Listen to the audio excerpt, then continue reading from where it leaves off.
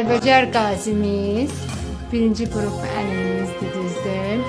Bu nədir bu bayrağın əsas səbəbi? Mayın 16-sına keçən gecə Şabranda Vətən müharibəsi qazisi 23 yaşlı Akif Zeynalzadə ilə həyat yoldaşının öldüyü yol qəzasından bəzi təfərrüatlar üzə çıxıb. Qafqazinfonun əldə etdiyi məlumata görə hadisə vaxtı Akif Zeynalzadənin Azsamat markalı avtomobili Bakı-Quba-Rusiya sərhədi yolunda əks istiqamətdə sürdüyü məlum olub. Bildirilib ki, hadisədən əvvəl Sabirabad rayon sakini Akif Zeynalzadə həyat yoldaşı Dinara ilə birgə Xaçmazın Tel kəndinə gediblər.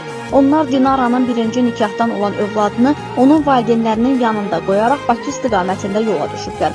Lakin Şabran rayonu ərazisində olarkən Akif və Dinara fikirlərini dəyişiblər və uşağı özləri ilə aparmaq qərarına gəliblər.